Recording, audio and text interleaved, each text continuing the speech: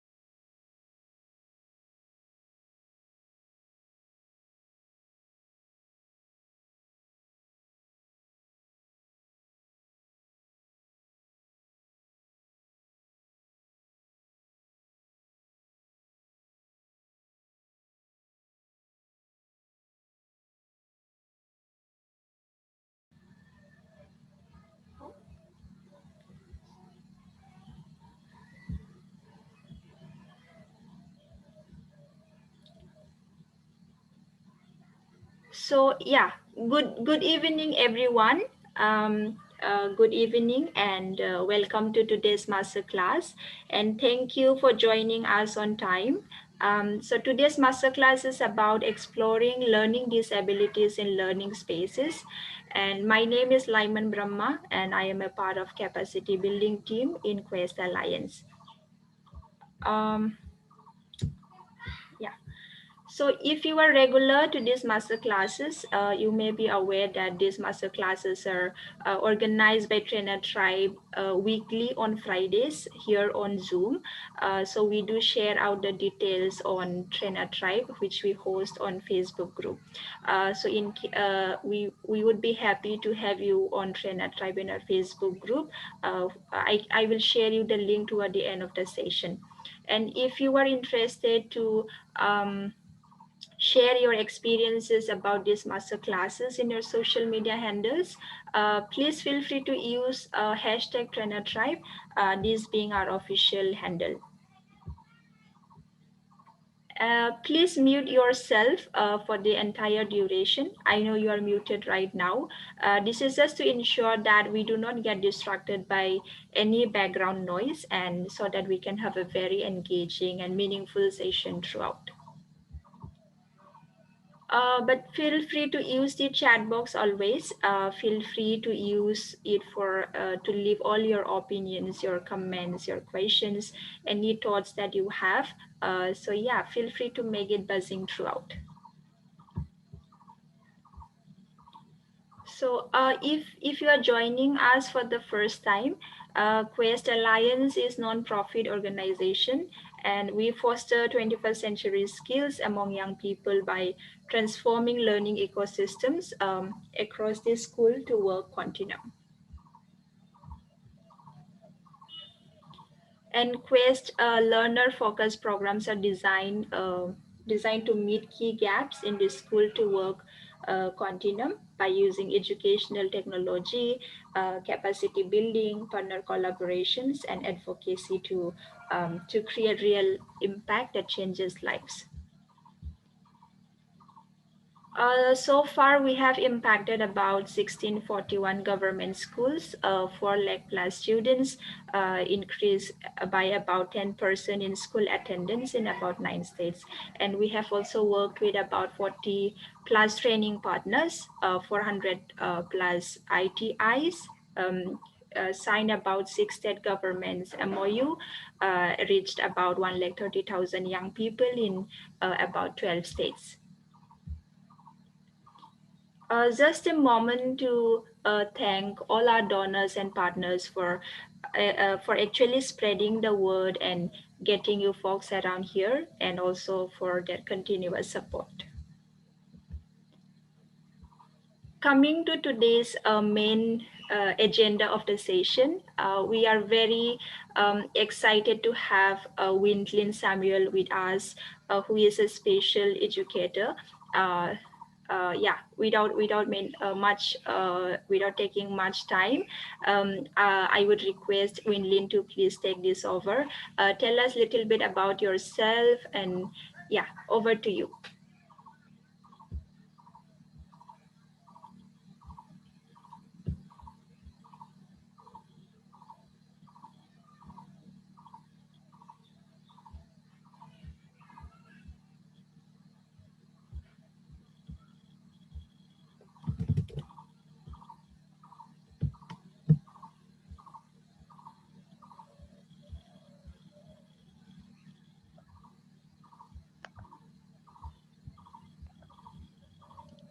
Hi, good evening, everyone. So I'm Wintlin, and I'm a special educator from Chennai. All the videos are off. I can't see anyone, but welcome to today's class. Yeah, can I see your faces? Okay. Yeah, now it's better. Yeah, hi. Okay. Hi, good evening. So today, the topic is special learning disability, SLD, that is special learning disability, specific learning disabilities. And the whole idea is to create an awareness on what SLD is amongst the parents and the teacher community. Special educators, of course, we know what specific learning disabilities is, and also to emphasize on the importance of early intervention. So there are 3 things that I would cover today. I will be talking about SLD. and its types. I'll be talking, so under which you have dyslexia. So dyslexia, which is a reading difficulty, I will be talking on that. And also, like, in a Indian classroom, how do you spot a child with this reading difficulty? So we'll look on that. And there is a reading program that I follow, the multisensory approach to read, write, and spell. I'll be sharing. I have some resources also kept here. So you can ask me about it. I'll feel very happy to share the method that I follow in my classroom. So I am a remedial tutor. So children, they come to me after the school hours. So I work with children with, reading difficulties. So feel free to ask me questions. There is a Q&A session. So let's start. I want you all to let us make this a very interactive session. So, just keep your fingers on the chat all the time. So I'll not allow you to sleep. So first, there are so many activities that we do before a child goes to school. So friends, please use your chat and tell me what are the activities that, you did before you send the child to school, as I share my screen.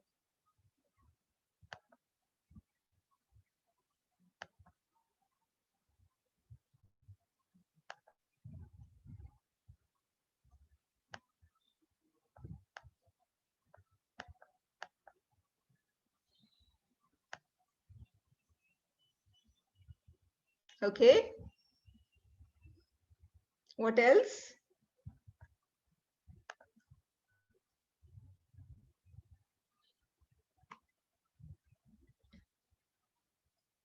Yes. Thank you. So why is it important? This early literacy that we emphasize as parents, it is so important because it's not just a bonding time.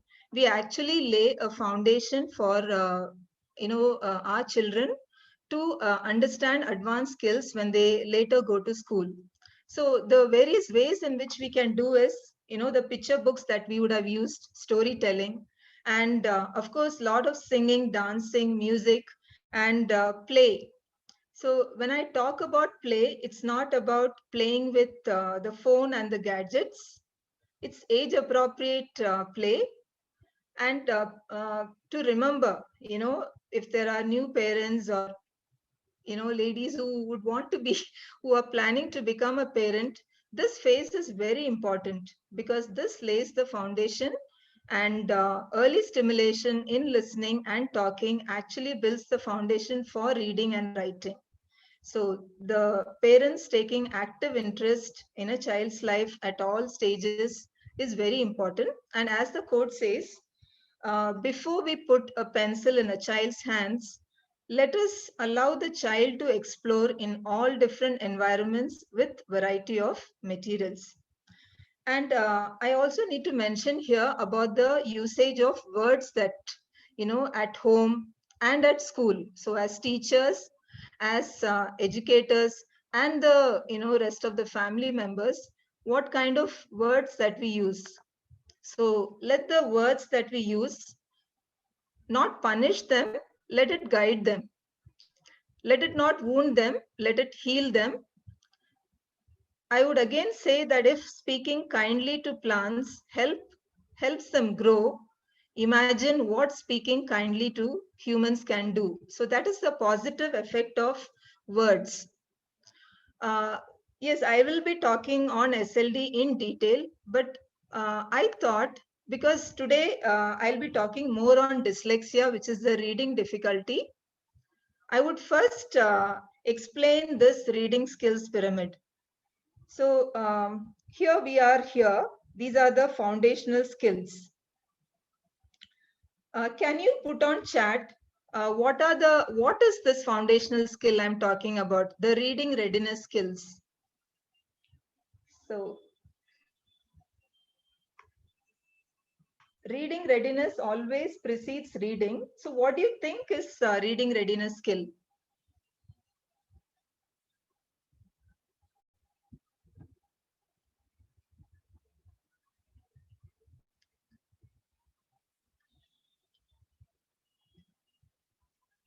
So, okay, I will explain. So when I talk about reading readiness, I'm actually talking about the perceptual, yes, print awareness, not at this time.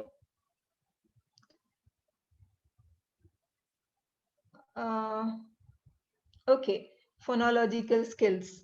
All right. Actually, when I'm talking about the reading readiness skills, I'm actually talking about those perceptual skills which we already, when I spoke about this early literacy, when we played with our child with the lace, the beats, all the early, even in the kindergarten school, we find that the teachers engage the child in various activities. That builds a foundation, which means a child is able to have a good eye-hand coordination. They will have good auditory and visual memory. So there are a different set of perceptual skills, which is the foundation skill. And once you know that the child is ready, only then you go to this phonemic awareness. If I would request you to tell me what is the difference between phonemic awareness and phonics, please use your chat because I can't hear you, I can't see you. So I'm seeing your comments on a different phone, so that's why I'm turning to one side. What is the difference between phonemic awareness and phonics?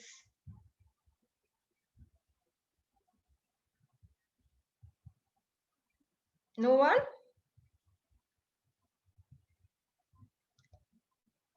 Okay, phonemic awareness, okay, is nothing but the understanding that when I talk and when I say words, the words that I speak are made of sounds. Now, let me ask you this. In the word cat, what is the first sound you hear? That is k. So this understanding that every letter has a sound is built in this phase, phonemic awareness. So let me show you a card.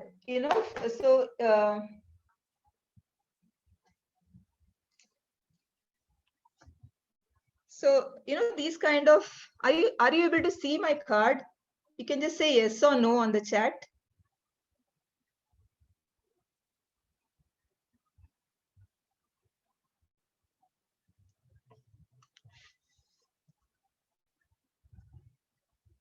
Okay, these kind of, okay, so these kind of picture cards and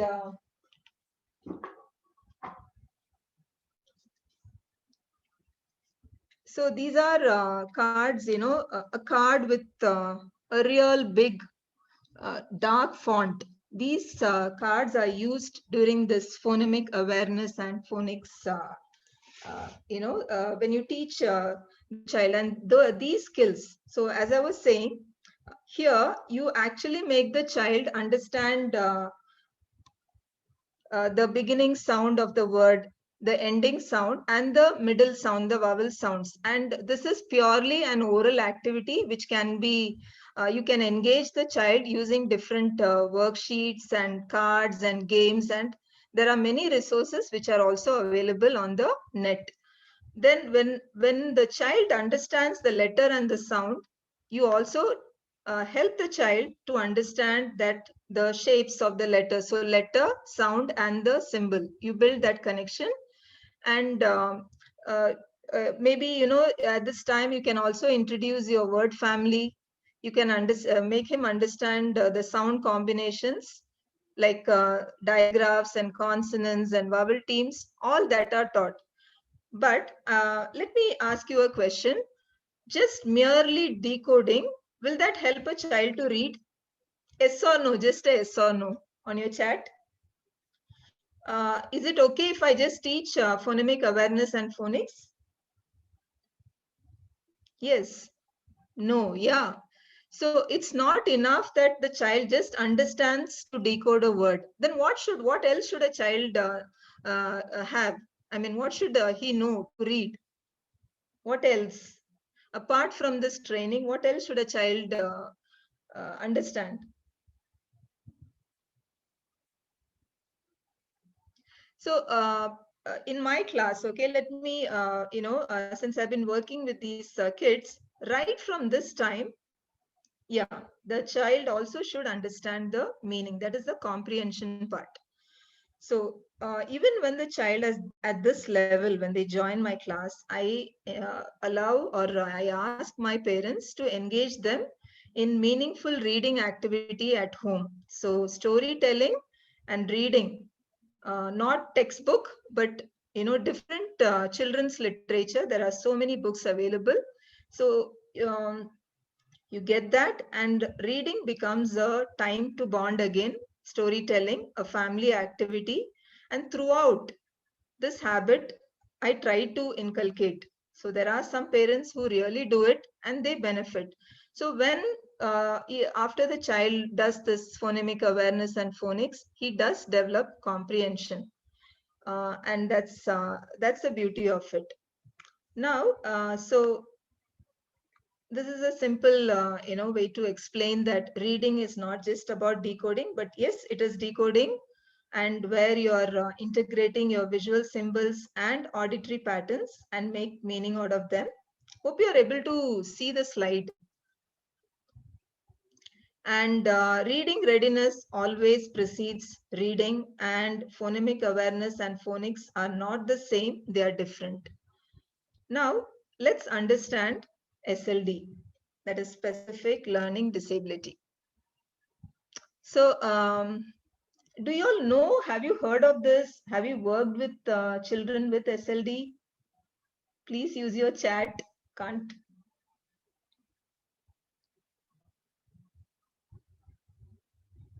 Okay. Good.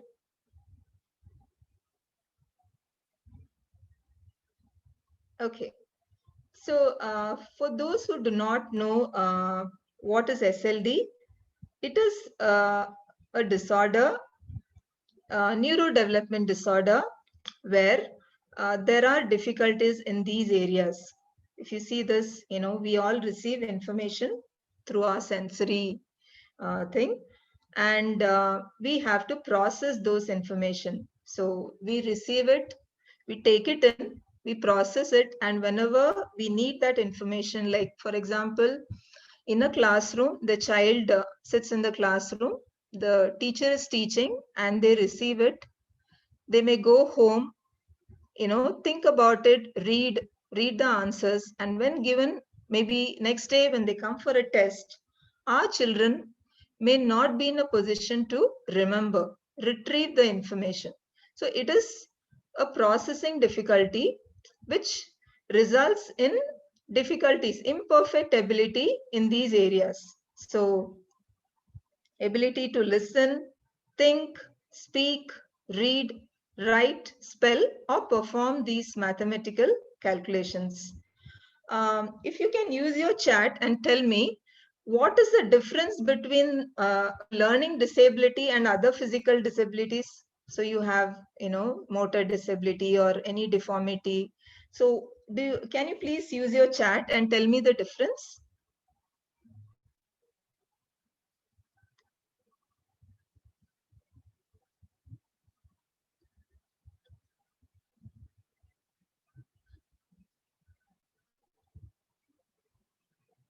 Okay, what is the difference? Now, when you look at a child with SLD, can you make out that the child has a difficulty? Yeah, yes. So, but when you look at, a child with, a cerebral palsy, or someone who has this motor disability or hearing impairment, we can make out. So, do you think early intervention is practiced when it comes to SLD?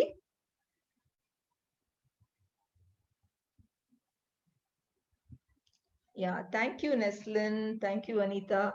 So, yeah, because it is a hidden disability, and moreover, only when the child goes to school, you actually come to know based on the grades. We still don't, we don't, either we are in denial or we do not want to, take action, even if we know it. So it becomes like that. So this SLD is not, it cannot be confused with intellectual disability or autism, ADHD. They are, so usually we get confused with specific learning disability. So they are different. You please don't confuse them. And also, this term does not include visual impairment, hearing impairment, or anything to do with emotional disturbance or learning problems that have occurred because of environmental, cultural, or economic disadvantage. We'll talk about this in our informal assessment section. Now, coming to the understanding the different types. So today I'll be talking on the reading difficulty. So SLD is always, we always use this umbrella term. There are many disabilities, there are many disorders under SLD. So leaving this today, because we will be talking about dyslexia, the other difficulties that you see, disorders, dyscalculia, when a child has difficulty processing numbers, dysgraphia, difficulty with writing, sensory motor, difficulties, fine motor, so integrating both sides of the body, dysphasia, a difficulty with language, spoken language, auditory. So the information that you receive auditorily, when the child is unable to process it correctly. And again, difficulty interpreting visual information comes under the visual processing disorder. All right. So now let's come to what I have to say about dyslexia. So this is something, a poem which is written by a dyslexic. I'll just read it out. Was that a T or an F? I just wrote down. Does the C make a hard or soft sound? When D's turn B's and Q's to P's, it makes spelling test hard to please. M's, N's and H's look the same. So reading out loud is such a pain. This alphabet jumble gets quite hectic, but that's what it's like to be dyslexic. By Sally Gardner. Wouldn't be good if we could let teachers do what they do best, teach, not judge each child on a series of standardized exams? Let schools embrace, not exclude, those like me with a different way of thinking. Stop praising literacy with one hand and closing libraries with the other. Let librarians be free to do what they do best. Encourage a lifelong love of reading in every child, even the ones without a hope of ever getting an A star. So this explains the mind of a dyslexic child, and this is how it looks. So have you all seen the movie Tare Zameen Par? Yes, no?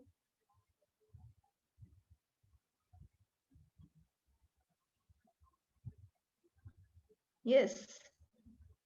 So a child like that, very anxious, confused, scared to go to school because the teacher may ask him to read, and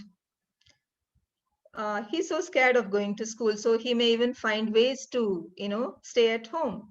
And is it a very happy situation at home? Rather, I don't think so. So what is dyslexia? It's a disorder which is manifested by difficulties in learning to read. So when we talk about SLD, children with specific learning disability, dyslexia, which is a reading difficulty, they're very smart children. They have no issues with intelligence. So if you put them on a standardized intelligence test, they will be they'll be intelligent and above average. They'll score in that. But despite adequate intelligence and the opportunity, so when I'm talking about opportunity, remember the first slide we spoke about the early literacy, children going to a kindergarten before they, before they actually come to the first grade. So everything was provided, yet the child has difficulties with reading. So it is a neurological disorder, again, a hidden disorder, which interferes with the acquisition and processing of language. So children have difficulty learning to master the basic skills like, the phonemic awareness, phonics.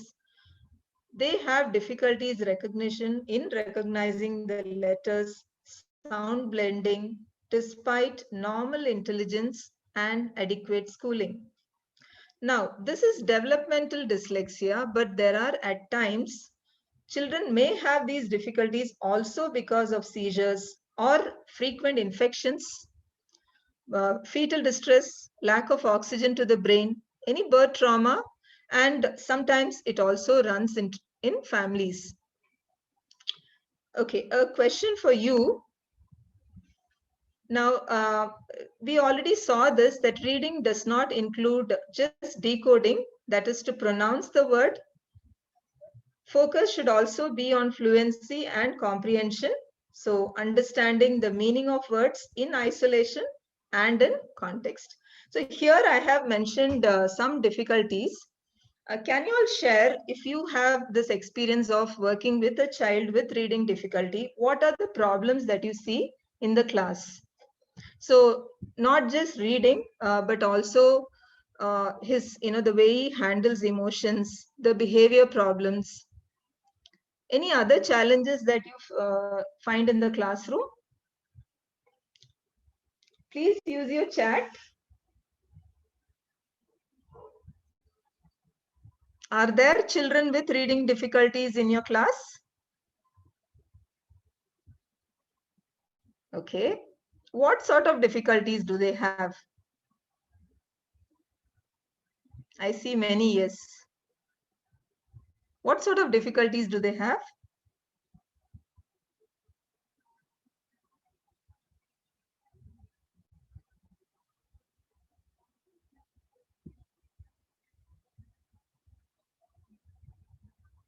Okay, reversal. What else? Okay. Okay. How do they read? Do they read word by word, or what is the issue? Apart from, see, the not, see, sometimes, reversal and inversion is not the only difficulty a child with dyslexia could have. Yes, letter by letter. Yes, yes. Are they able to copy from the board? Okay. And do they understand what they read? Very slow, yes. Only familiar words. Yes, they skip some lines. Yes. Yes. So, like I have also mentioned here, they, sometimes they read. There was a child whom I worked with. So the child would read, just read, run on reading.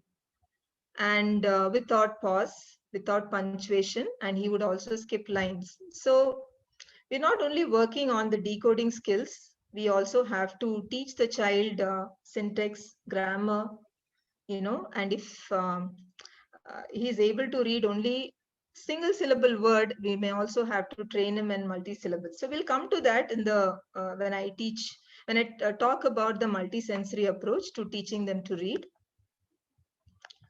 Now, you can download this on the internet.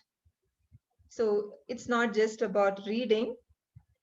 The child will have listening, problems with motor control, sometimes memory difficulties. He will not be able to remember the right kind of word, remember the dates, sequence. So these are the some difficulties that you would face in a classroom. They are struggling to form words and sentences, and they don't comprehend even if they read. Yes. Yes. But do you think they're very creative and smart? What are the positives of a child with this type of difficulty? They're not creative and smart? Yes. So I saw this definition on Facebook, and I just read it out. So yes, it is a specific learning ability, not disability, neurobiological in origin. It is typically characterized by strengths that may include creative expression, athletic performance, and scientific discovery. The individual with dyslexia often exhibits strengths in big picture concepts, thinking outside the box, making unexpected connections, and demonstrates an intuitive sense of understanding of people and navigating the natural world. Do you agree with this definition?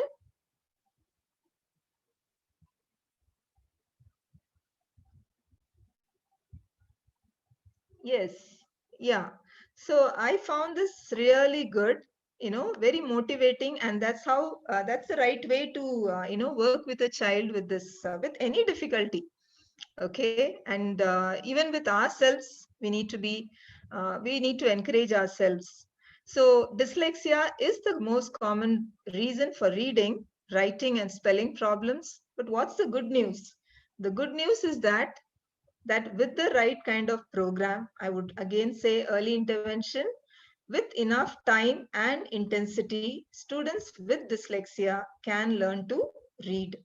So this slide is just to talk about. So even in my class, though you can identify these difficulties, reading, writing, spelling, at kindergarten, but children, the intervention is often delayed, and they come to us only when they are 8 9 years. And what happens, do you feel that more than their academic difficulties, they are withdrawn and they have very poor self confidence?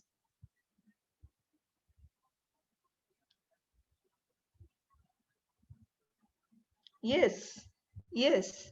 So most of the time, actually, I have to work on these areas where, and it is that is why I'm speaking about early intervention, because issues addressed at an early age will not lead to mental health issues. They will have anxious and depression if we don't focus on this part. Okay, this is a question again. What do you think is informal assessment? Yeah, they're trying to memorize words with the help of picture cards. Yes, that's one way to work with the children. So, I mean, teachers who are working in, an Indian class, when you find a child, okay, with this knowledge, because most of the teachers and educators know what SLD and dyslexia is. So what do you do next? No marking, but observation. Yes. What else? Will that help a child? No marking, but observation. We also need to kind of, make him a part of the class. Not to say, look, you have a difficulty, so it's okay, He still has to learn to read. Otherwise, yes, they'll become really, yeah, chalta hai attitude we don't want. Yes, inclusivity. We give them extra time. No, I wanted to ask you, how do you do this informal assessment? Do teachers do, or special educators? They are sent to a special educator. That's my question. So you have a child. So yes, there are accommodations done in the classroom, modifications done in the curriculum, but are they pulled out of the class? Yes, ideally a special educator, a shadow teacher. Okay, so when you do this informal assessment, you need to understand the child profile. So like the family history, you need to talk to the parents, tell them about this difficulty. And as soon as possible, not just screen them and just keep quiet, but you need to work on it. Now, at this point, Lyman, are you there? Yes, Wintlin. Okay, so I'll explain this. So we are going to now go to this breakout session. The participants, you can take the a case study of the child whom you have worked with, a child with dyslexia. So please specify the difficulty, like, not just reading difficulty, but you can quote emotional difficulty, behavior difficulty. Do not mention names. Please mention the age. What are the accommodations? What are the modifications that you would do in your class for him? And what are the strategies, remedial strategies and activities you would do to help the child? So we'll have about 10 minutes. Once you come out of the room, one of you in the group can share. So Lyman, you can open the room now. Sure. I would request everyone to please be part of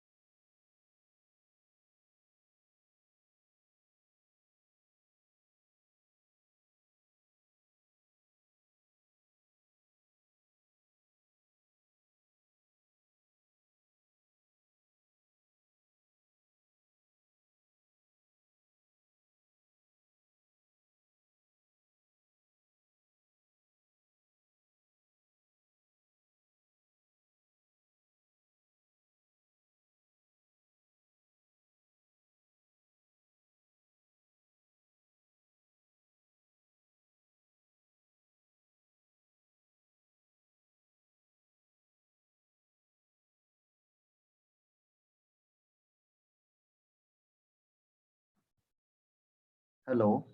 I think we need to unmute ourselves, and in this room chat, we need to discuss uh, how to go forward. If all agree, please unmute yourself and let's discuss.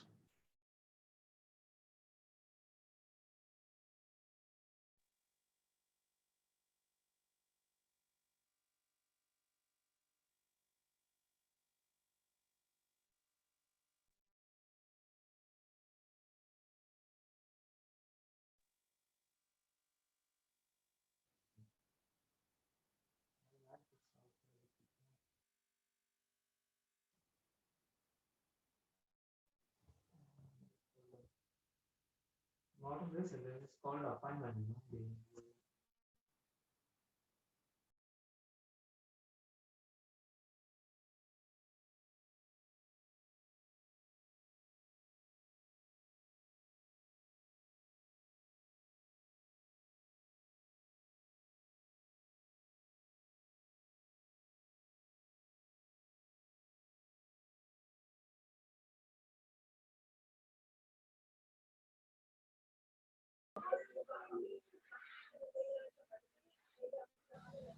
Hi, Preeti.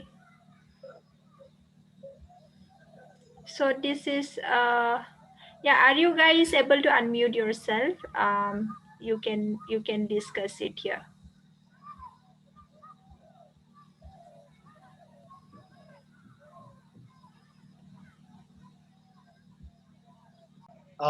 Just the children were not able to cope up with the change that they are going through. Like they notice that they are not normal. They notice that they are not like their friends. So in order to fit in order to get the attention that they need, they act out. That's when behavior problem happens. So if we can understand the problem, I think the behavioral issues will go down anyway.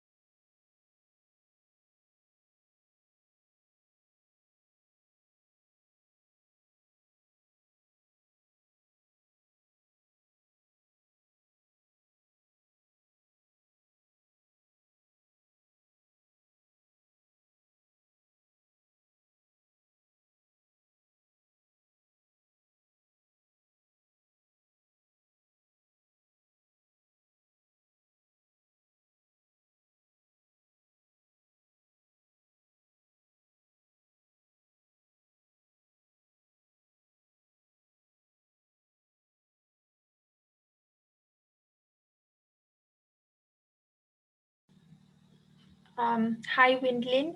Everyone is back on the main session.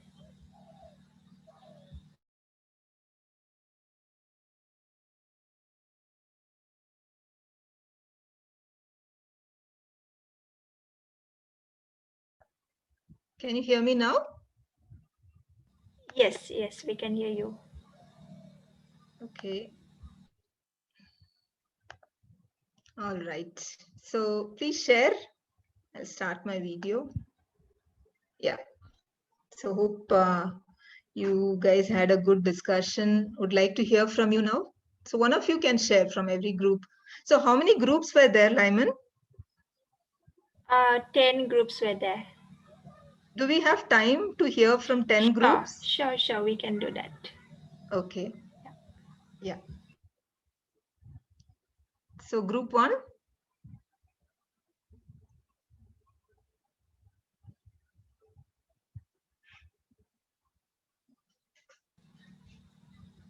No one? Anyone can feel free to unmute yourself and okay, Manoj, I will try to unmute you.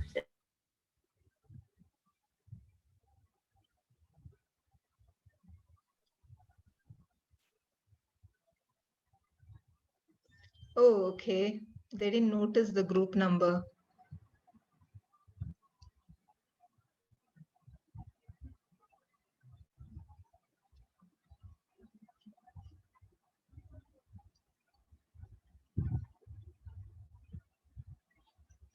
So someone is saying we can't.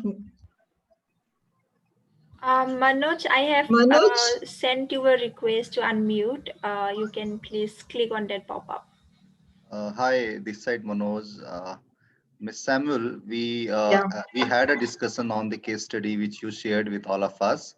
Okay. And since out of 4 or 5 people, only one has the practical experience on uh, on observing this kind of child who has such kind of disabilities.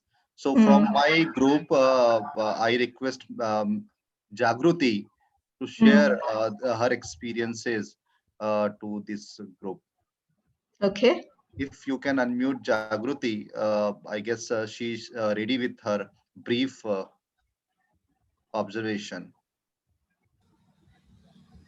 Hi. Jagruti. Hi. Yeah. Yeah. Thank you, Hi. Jagruti. Please go ahead. Yes, thank you. मेरा नाम जागृति है। हम 6 to 14 age group के बच्चों के साथ काम करते हैं। मैं जब क्लासेस लेती थी तो एक बच्चा था जो 6 to 14 एज ग्रुप के दरमियान था। उस बच्चे का कंसंट्रेशन का प्रॉब्लम था। जब भी उसको क्लास में कुछ पढ़ाया जाता था वो नेक्स्ट डे भूल जाता था, क्योंकि वो बहुत दिनों से मतलब वो ड्रॉप आउट चाइल्ड था। इसके लिए बहुत दिन के बाद वो हमारे बीएलसी सेंटर में आया था, एडमिशन लिया था उसने। और हम लोग जब मैंने ऑब्जर्व किया कि बच्चे का ये प्रॉब्लम है, तो फिर मैंने अलग-अलग एक्टिविटीज जो हमारे जो ऑर्गेनाइजेशन ने अलग-अलग एक्टिविटीज हम लोग टीचर्स को बताए थे, उसमें से काफी एक्टिविटीज हम लोगों ने ट्राई किए। जैसे कि फ्लैश कार्ड्स थे हमारे पास, काउंटिंग के लिए अलग-अलग हमें जो कुछ सामान प्रोवाइड किया था, उसके ज़रिए हमने वो बच्चे को सिखाया। और वो बच्चे का जो प्रोग्रेस है वो काफ़ी बेहतर हो चुका है और वो स्कूल में बच्चा एनरोल भी हो चुका है। Very good.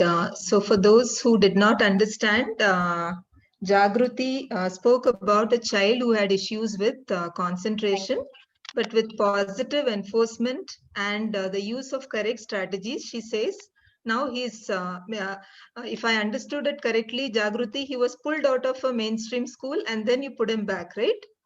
Yes. Okay, so he was given the right kind of remediation and he's now back to school. Okay. Anyone else? Mohammed Ismail, would you like to share? I have sent you unmute request. You can please go ahead. Yeah, am I audible? Yes, Mohammed.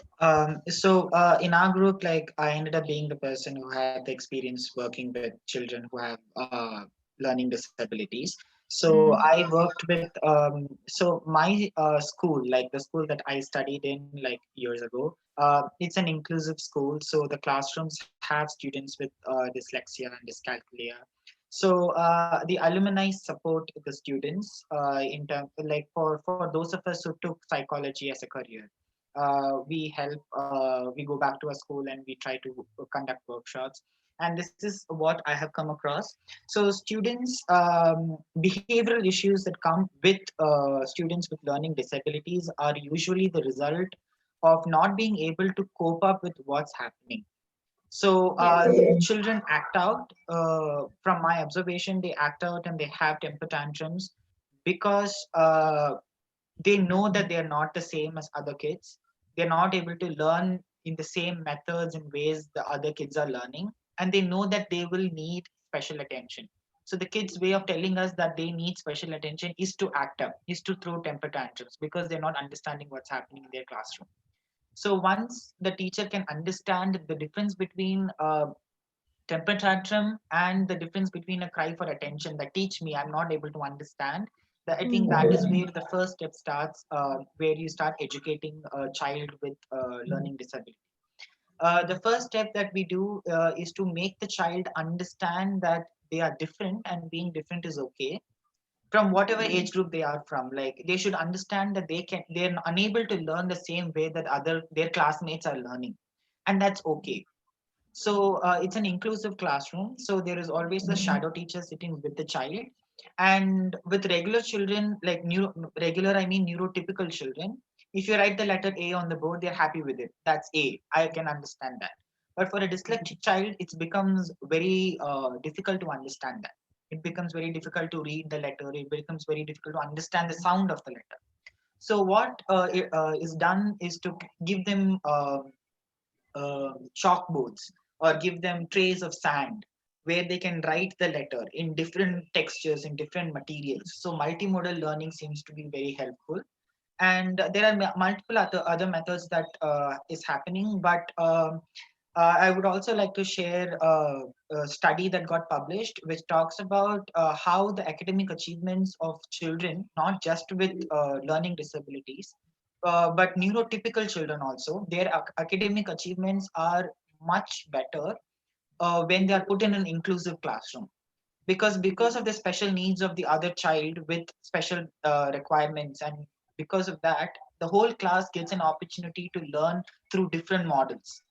So eventually, the whole class's academic achievement is improved because there is a dyslexic child or a child with learning disability in the class. So, contrary to popular belief that this child is going to disrupt the flow of the class, this child is going to bring the class down, it's going to take too much time. Contrary to that notion, the study proved that it is actually helpful. So, these are my inputs in terms of like having children with learning disability in classrooms. That's wonderful, actually. It's very positive, isn't it, friends? Very good. Anyone else? Neslin? Yeah, hi. Yeah, this is Neslin here. So I Hi. think in our room, I think looks like I was the only one who was able to, because I think almost there were students and all. So yeah, I was just sharing something from my side. So this girl actually whom I dealt with, basically I want to share something more, that I'm actually a counselor. So I'm not a special educator basically. So even when I went into the school, it was something very kind of different for me to handle. But this child, I think I had to deal with her for her personal project. And this is an IB school, so it is already an inclusive school. So like they have almost already a lot of things for the child basically, even the markings, and what they have to kind of do in terms of writing or whatever it is. They won't expect too much, but still I think this child was had a lot of issues with framing words, the sentences, as in the 10th grade you can just understand. So it Yes. was very, very tough. So when I kind of was doing the personal project with her, and I think I would share it more as a counselor. I was very empathetic with her, and very kind of I would say the positive reinforcement was there. So all the time, being very encouraging towards her, that also helped her.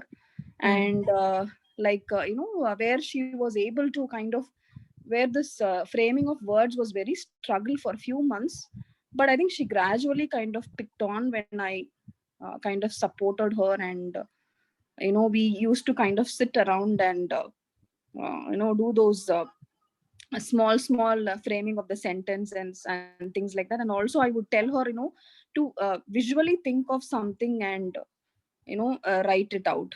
So that also helped her, I would say. In a kind of a picture scene. And so that was helping her out.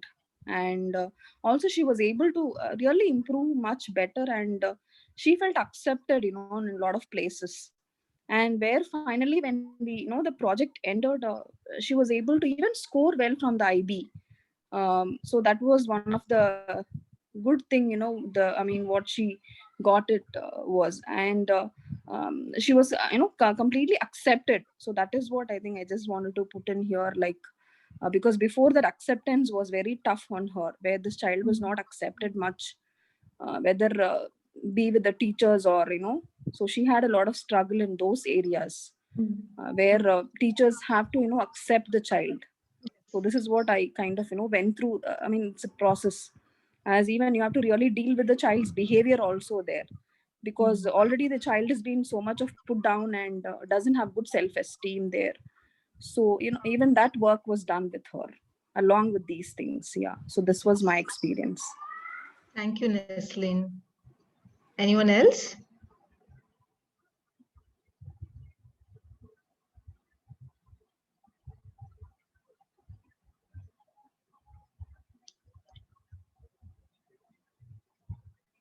Okay.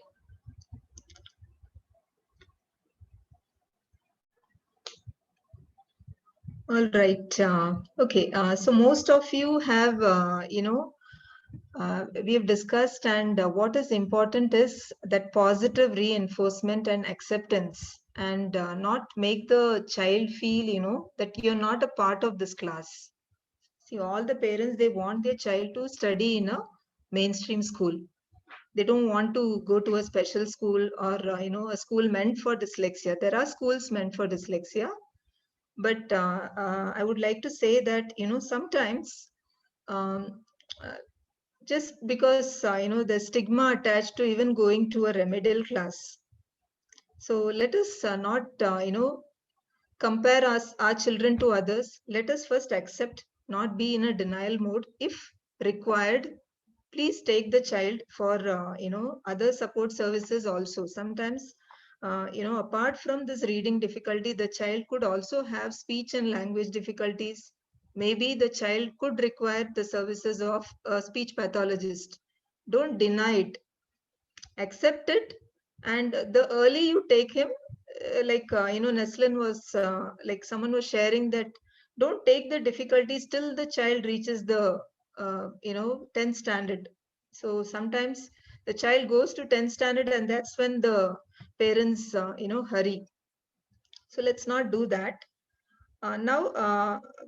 Okay, thank you for participating. And Mohammed and Neslin, you've given very good inputs, acceptance, positive reinforcement, and teaching him the way he learns. Okay, that's my, learnings from this case study. I would like to share my screen. Is my, Lyman, is my PPT there? Yes. Yeah. You would have to share your screen with Now, me. can you see, Lyman? Now it's Not there? yet. Not yet. Not yet? Yeah. Okay. So we've almost come to the end of today's session. I wanted to share this method which I follow in my remedial center. It's called the multisensory approach to teach a child to read. See, some of most of you have expressed that, the child should be accepted. But many times I see that when the child comes to me at second, third, and fourth, the child has still not learned to read. And that's the difficulty. You teach them to read. Maybe they may not read in par with the rest of the class, but at least they won't remain so silent. they will not have this withdrawal and poor self-esteem. So what I follow is, I follow a method which is, the Orton Gillingham approach. Most of you would know. So there's a book which is by Bevy Hornsby. You can you find it online. And to teach a child using this method, the teachers need to get themselves trained. It is a multi-sensory, which means we follow this visual, auditory, kinesthetic, and tactile approach. So it's not, just into paper and pencil. It's got 3 stages. So in the first stage, you would I explained it when I was talking, explaining the reading skills pyramid. You will be teaching the child the letter, the names, the correspondence, and all the sound combinations. Even the spelling rules need to be taught. Along with that, see, I have a book on reading and comprehension here. So you need to pick up a book which has, it's a you can you see the book? Can you see it? You can just a book which has got very small passage. Okay, so initially it is my children would not understand because many of them would not read. So the teacher would read it for them, and all the answers are pictures, not even words.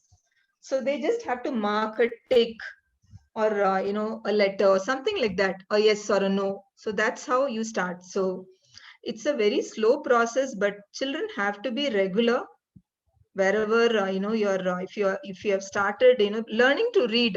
See, there is technology, lot of devices are there right now. There are a lot of concessions available for children with SLD, but yet I strongly feel that children should be taught to read, because as parents we want them to be independent.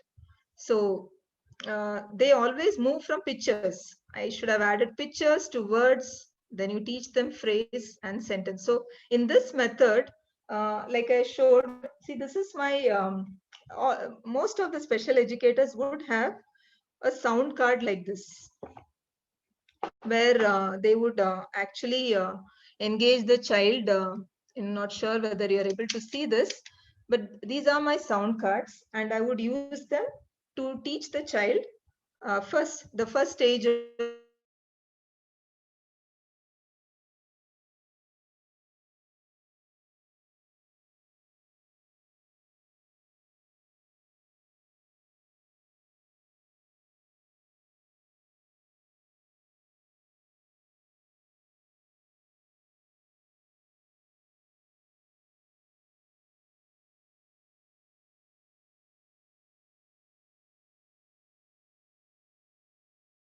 card. Wintlin, we lost you.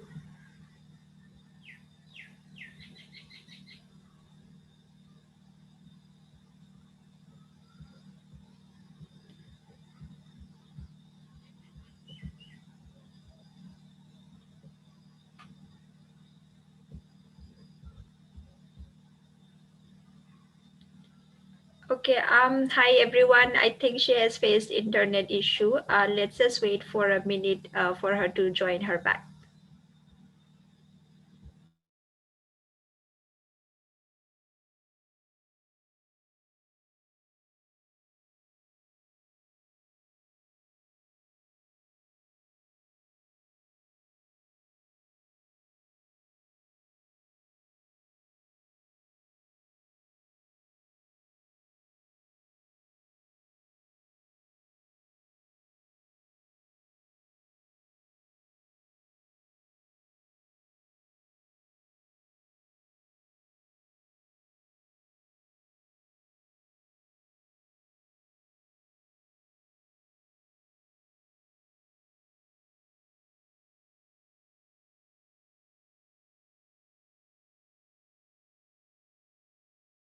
Yeah, she will join us back in another minute. So please hold on. Meanwhile, please share how are you feeling it? I mean, how is it going? I have also read in the comment box saying that, you know, most of us are not experienced working with dyslexic child, right? So how is it for you?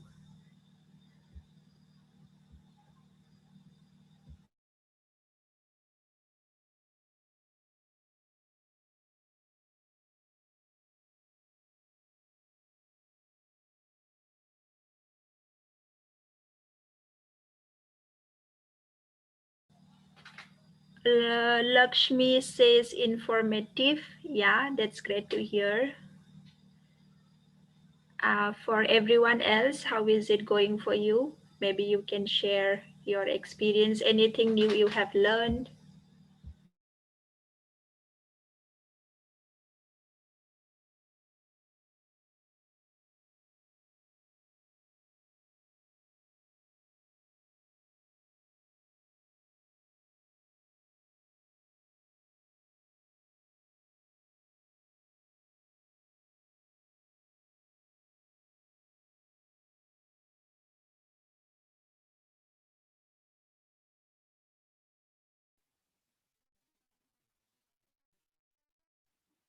Okay. Yes, Wintlin, go ahead. We can hear you. Yeah. So I was just talking about. Sorry for this. There was a power cut, and so yeah, I was talking about this multisensory method of teaching. Not able to start my video though. I don't know.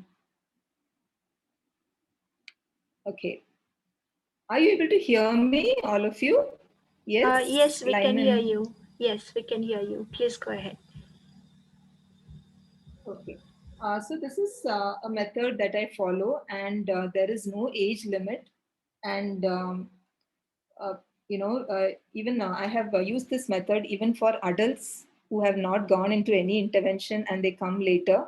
So there is no age limit. It's a very systematic method, and it's systematic because, every lesson plan is so well designed that you can go back, and for every rule there are a set of yeah, now I can. Yes. Okay. So for every rule, there will be a word list. So we say, right, child with learning difficulty, they do not know words. So this method I have seen, in my experience, they for every rule, even if you have to teach a simple CK rule, there are a list of words followed by dictation. And also you can reinforce it with lot of worksheets, which you can download or get books for this. Flashcard is something I showed you. And see, these are you can get these teachers, early learners, teachers who teach early learners, all these wooden letters you get. So again, I would really emphasize again on early intervention, early the better. So you want to know about this, you can always, send me a message or something. I'll be very happy to, any spelling rule, any doubt with anything, you can always approach me. So games, wooden letters, worksheets, you can reinforce. Now, I'll just read out from here what I believe in. Okay, I believe in focusing on the strengths of the child, and which all of you would agree. And I don't get stuck with that difficulty part. I encourage every child whom I worked with, I encourage the parents to get very actively involved, because no matter I may have the best method, but without the support of parents and the teachers in the classroom, to bring out a change is very difficult. And the next thing is, we as teachers also can understand the strengths of the child, and parents, they definitely will know what their child is good at. Please don't wait that only after the child will read, I will send him to a dance class or a music class. Please put them in a class in music, engage them in art, painting. They just love it, theater. And as I said, involve the parents to take active interest. Without their support to make a difference is very difficult. Let reading not, see, reading is not for only those who can read really well, voracious readers who have, abundance vocabulary. No, it's not like that. Like I read, that quote from Sally Gardner, it is for everyone. So make it, fun for them too. They may not read age appropriate, but we can read for them. And so give them that pleasurable and varied reading experience. Always when you take a child to work with, even if the child is 13 years, and if the child is unable to write a 3-letter word, it's okay. Don't make them feel, very low about it. Start from wherever, whichever level they are.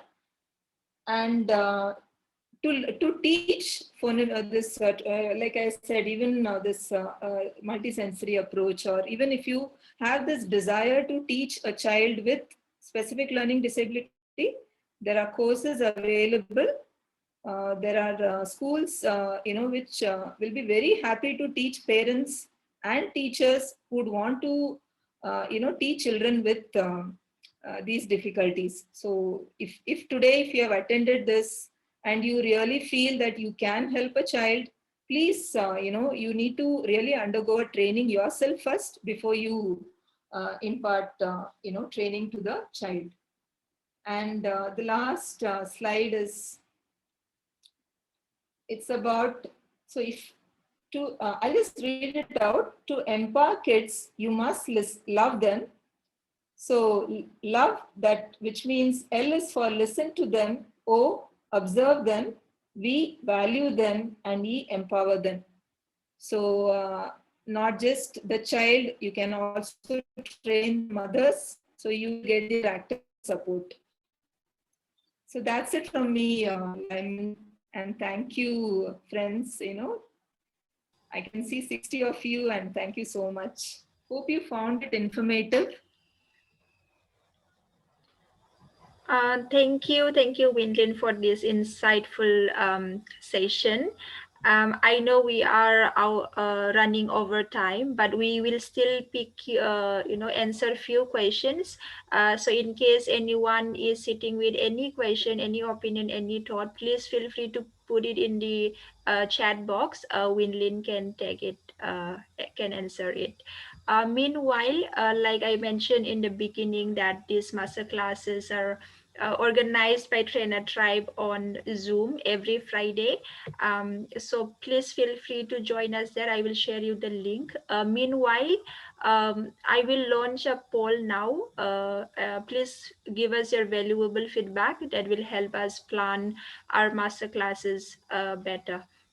Meanwhile, you can still ask few questions to Wintlin. We will take a few questions. Yeah.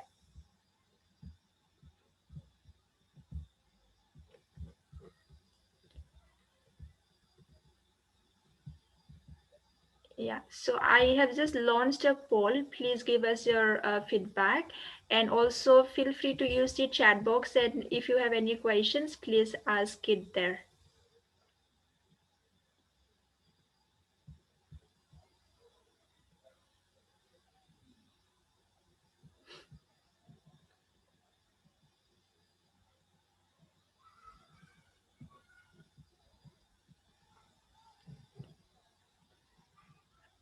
Thank you, Asha, for saying it was a very nice session. Yeah, thank you, Wintlin, actually, for doing that. She took out time for us, and she spent her Friday evening with us. So yeah. So anyone has any question, please feel free to put it in the chat box. We can take it.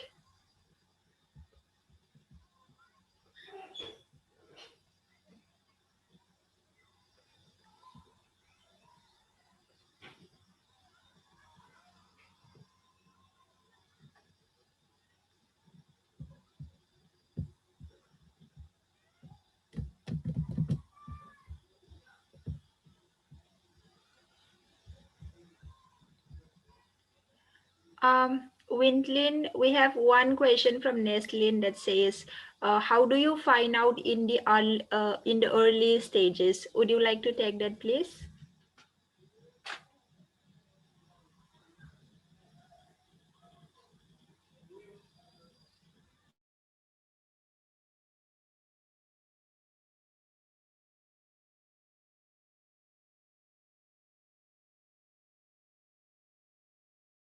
Yeah. Okay. Though we, the learning disability is said to be like, they identify it only when the child goes to school. It's not like that. Even in the early stages, in the age group, when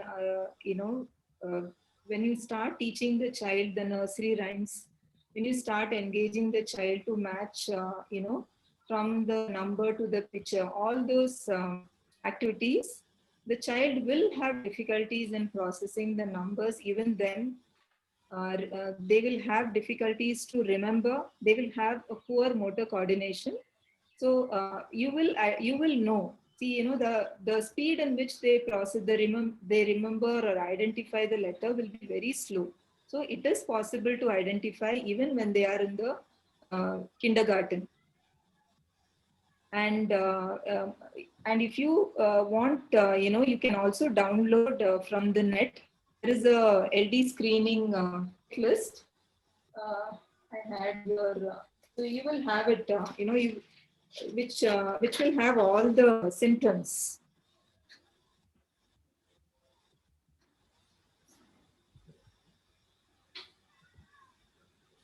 What factors to keep in mind for children with learning disabilities going to English medium school, but not from English speaking background? Now, I'll answer this question from Aruna. See, we spoke about SLD, which is developmental, and SLD, which is acquired, which means that a child is not exposed to English and thereby has learning problems, thereby does not understand English, which is not actually considered as SLD. That's number one. So you just have to teach in this language. So I don't think there should be any issue for anyone, whether you know English or you do not know. Not all of us speak English at home. So the child someone has to take an interest and teach him English. That's all. He may not be SLD actually. Thank you. Thank you. Did I answer your question, Aruna? Neslin? Are you able to hear me?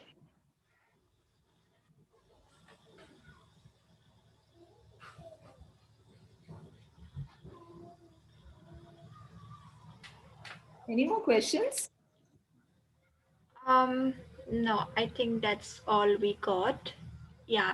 So Okay. in case anyone has still any more questions, so please feel free to reach out to Wintlin. She is on Trainer Tribe Facebook group with us. So you can reach out to her directly or through us. And I have shared the Trainer Tribe link of Facebook group since we host Trainer Tribe on Facebook. I have shared you the link that would take you directly to the group. So please feel free to be a part of it and keep up, stay informed about all the future master classes and also a few important materials, curated content that we share with everyone in the group. Yeah, so thank you, Wintlin, for your time today and making this session very interactive and very insightful, and also for everyone participating today, joining us on time and also staying over time. I know we usually do it till 5 only, but this session was such an insightful that it actually needed lots of time, I feel, but because of the we are running out of time, we cannot extend it further. But still, if you have any question, please feel free to reach out to Wintlin and join us on Trainer Tribe. And yeah, with this, happy weekend, everyone. I will see you again for the next masterclass. It will be on next Friday, and all the details will be shared on the Trainer Tribe Facebook group. Yeah, thank you, everyone, and have a very nice weekend.